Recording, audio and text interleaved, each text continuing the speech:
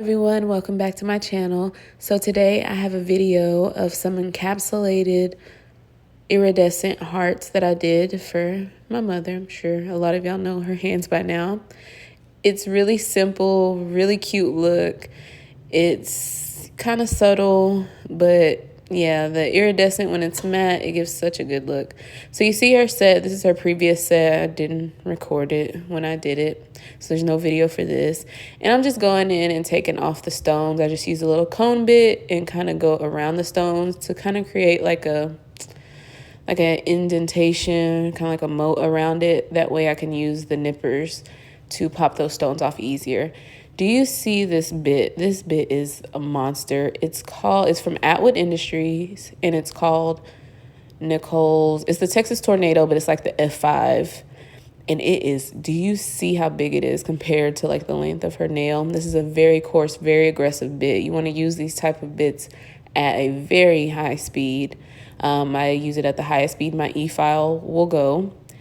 And I use the MelodySusie Sparkle e-file, and there's a link down below in the description bar if you want to check it out.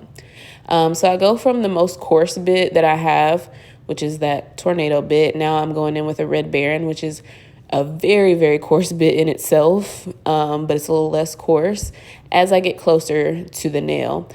I don't want to get close to the nail using a very coarse bit because I don't want to injure her nail at all. So as I get closer to the nail, I use a less coarse bit.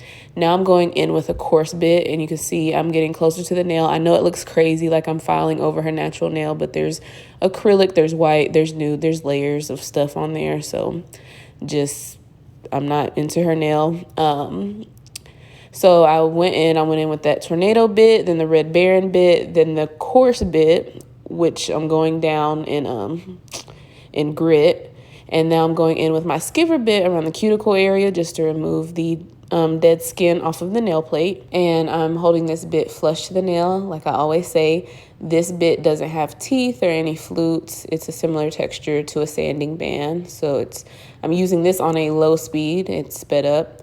And just removing, like I said, the dead skin off the nail plate, which is called the cuticle. And now I'm just using this round bit on a low speed as well, just to remove any callous skin. My mom's skin is really, really dry right now, so excuse her. Then I went in with a little bit of the mini skiver bit, just to remove even more cuticle. And then I used the diamond bit, which again has a sand-like texture, and just removed any shine and just filed down product even more. There's still acrylic left on the nail. You can see I'm applying the gel bottle inks rubber base as a primer. You can see her nail looks crazy. It looks like her natural nail's messed up. It is not, guys. There's just a little product left. There's a little white left, a little nude left. So I'm using Valentino's Prettiest Pink, Tammy Taylor's Extra Adhesion nail liquid, and my Poochie's Nails number 16 Kolinsky brush. It is pinched. Now, I did this backwards to start off with. We usually want to do a glitter ombre. I put the nail bed color like I'm doing now first, and then go and ombre the glitter back over it. I did that, and we decided that I'm going to put the glitter first and then ombre the nail bed color down, so some of the nail bed color goes over the glitter and it becomes frosted. So she had a clear tip and a white tip sculpts on two of her nails, and I am going in, I'm putting some of that pink on the bottom half of her nail just to kind of even the tone on the entirety of her nail. Then I realized that the pointer, that's not going to do. It looks a little too different. You can still tell it's clear. I want it to have the same look on all the nails. So I removed that, and I'm putting a soft white to kind of mimic the free edge of a nail. And this is the sculpt that she had. It was white. It was way too white, so I added some nude to kind of, mellow it down. Just kind of balancing those colors out. That way you don't tell that there's a clear nail up under one. So I'm ready to add the glitter. I'm using Be in Your Bonnet from Light Elegance and this beautiful Love Bubble glitter mix from Daily Charm. You can use code Tabitha for 10% off. And they're these cute iridescent hearts. So I'm just adding some of that gel, that Be in Your Bonnet glitter gel. It is a hard gel. So I'm just going in, applying that, and putting those hearts. This is a very easy look to accomplish. It's just tedious trying to place those glitters because they're so chunky. You want to make sure you get them fitting on the nail. You don't want it to look too like, buttoned up and straight. You want to kind of make it look, messy, have it fading up and going all different ways. So you don't want to put all the hearts just facing one way. I mean, unless that's what you're going for, but we're just kind of going for like a confetti heart glitter ombre look. So I'm trying to make sure the hearts are on the nail, and make sure they're all different ways. They're not sticking up and everything like that. So that's the only part that's tedious or a pain, is just trying to make sure those glitters look right.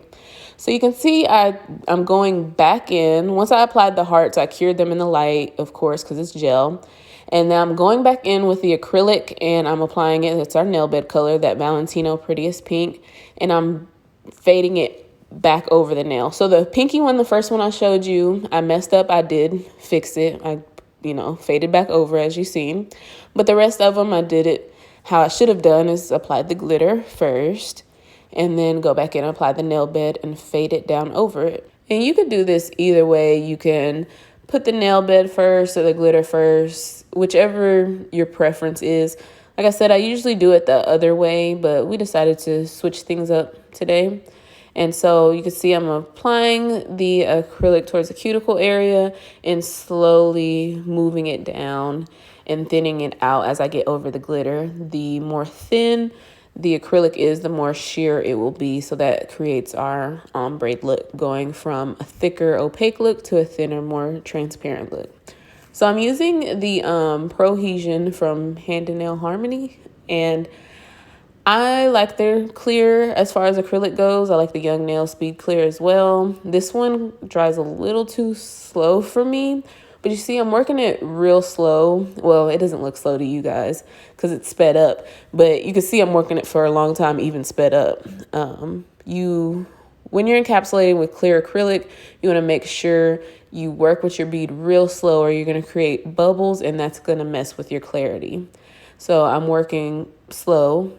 Again, even though it's sped up, but I'm slowly moving that bead down the nail, and I'm not moving it a ton because, again, we don't want to create bubbles. So see, I'm not starting the encapsulation at her cuticle area because I don't want to bulk it up.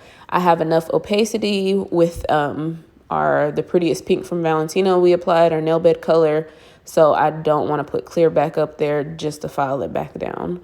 There's no need. I just need to encapsulate our design. Our design is the ombre, and so I made sure I encapsulated the area where the ombre is. Next, I'm using the Poochie's Nails Fine Grit Smooth Top bit. It's a safety bit, and I'm going in and finish filing the nail. I already shaped, and I shaped off camera. I already gained my coffin shape. I hand filed it. So, like I said, I'm going in with the Poochie's Nails bit, and I'm just removing any lumps and bumps and kind of balancing the nail out, removing some of that product where need be. I like to fill it with my thumb. As you can see, I'll pass over it quickly, and I can really feel if I have any inconsistencies, and I'm always looking at it from every angle. Next, I take the crosscut bit, and I'm just going around the cuticle area just to kind of seal that in and make sure it's tapered and very flush. And then it also adds texture. It smooths out the nail, make sure there's not any little lumps and bumps, but at the same time it adds texture so that our top coat, our gel top coat or polish, whatever we're doing next, will grip onto the nail. These are little heart Swarovski crystals I got from Blue Street Crystals.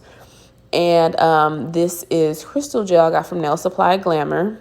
And I'll have information below. You can use code Tabitha5 if you're ordering from Blue Streak for your Swarovski crystals. And I'm just applying a good amount of that crystal gel.